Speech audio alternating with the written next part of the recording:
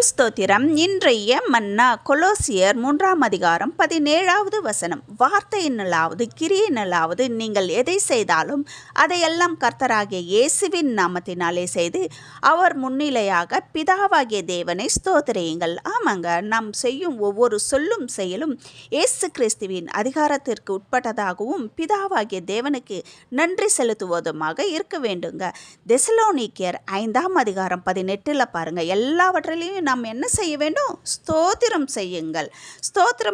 ஸ்தோத்திரம் என்றால் கிறிஸ்தவர்களிடையே ஸ்தோத்திரம் என்பது கர்த்தரை போற்றுதல், புகழ்வது மற்றும் நன்றி செலுத்துவதை குறிக்கின்றது.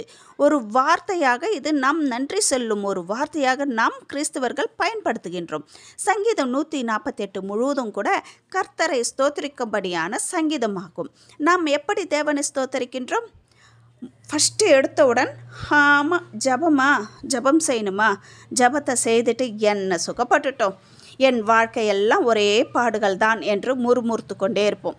மறுபடியும் பைபிள் எடுத்தவுடன் ஏசப்பா என் வாழ்க்கையில் அற்புதத்தை செய்யுங்கப்பா, ஸ்தோத்திரம் ஸ்தோத்திரம் ஸ்தோத்திரம் ஏசப்பா அப்படின்னு சொன்னால் இதை கண்டு யார் சந்தோஷப்படுவான்? பிசாசானவன் சந்தோஷப்படுவான். எப்போவுமே ஒன்று ஞாபகத்தில் வைத்து கொள்ளுங்கள், கிறிஸ்தவர்களிடையே ஒரு பக்கம் ஆண்டவர் இருந்தால் மறுபக்கம் பிசாசானவன் நின்று கொண்டிருப்பான்.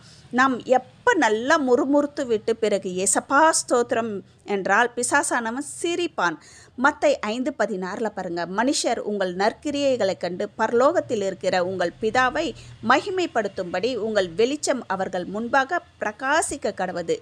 தேவனுடைய பிள்ளைகளாகிய நாம் மனுஷர் முன்பாகவும் தேவருக்கு முன்பாகவும் வார்த்தையிலும் கிரியிலும் செயல்களிலும் நாம் மற்றவர்களுக்கு எப்படி இருக்கணுங்க? மாதிரியாக வாழ வேண்டும். ஆமேன்.